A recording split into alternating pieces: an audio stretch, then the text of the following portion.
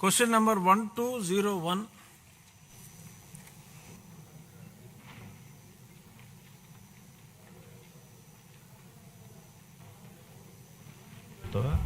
అంతేనా?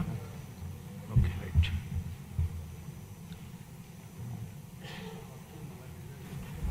నమస్కారం అధ్యక్ష. రాష్ట్ర వ్యాప్తంగా 1100 బీసీ సంక్షేమ హాస్టళ్లు 84,446 మంది విద్యార్థులకు వసతి కల్పించడం, అదనంగా 109 ఎంజేపీ రెసిడెన్షియల్ పాఠశాలల్లో 39,832 మంది విద్యార్థులు విద్య అభ్యసిస్తున్నారు అధ్యక్ష.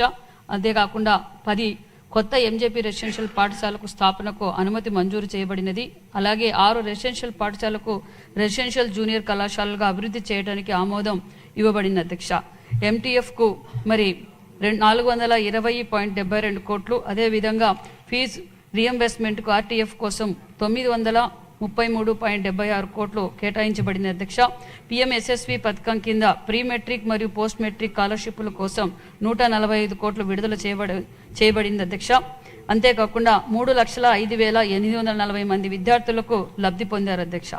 రాష్ట్రంలో ఉన్న 13 బీసీ స్టడీ సర్కిల్లో అదనంగా విజయవాడలో గొల్లపూడిలో సివిల్ సర్వీస్ కోచింగ్ కోసం ప్రత్యేక స్టడీ సర్కిల్ ఏర్పాటు చేయబడినది.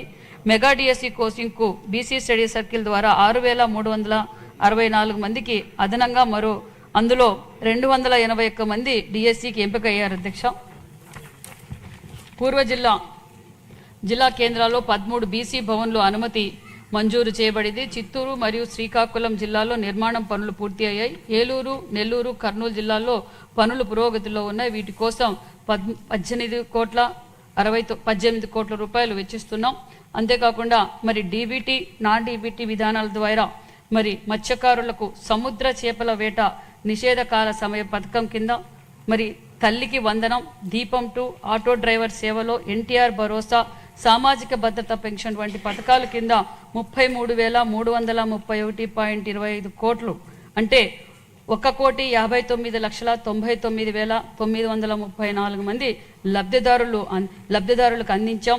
అదేవిధంగా గౌరవ ముఖ్యమంత్రి ఆదేశాల మేరకు హాస్టల్లో యూపీఎస్లు, ఆర్ఓ ప్లాంట్లు, మస్కిటో మెష్లు, వంటగది సామాగ్రి వంటి సౌకర్యాల కోసం 69 కోట్ల రూపాయలు విడుదల చేయబడింది అధ్యక్ష.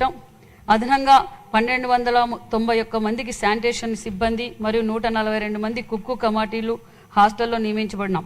మరియు హాస్టల్లో ఎంజేపీ రెసిడెన్షియల్ పాఠశాలలో కొనసాగుతున్న నిర్మాణం మరియు మరమ్మతుల పనుల కోసం 160 కోట్ల రూపాయల వ్యయంతో పనులు చేపడుతున్నాం.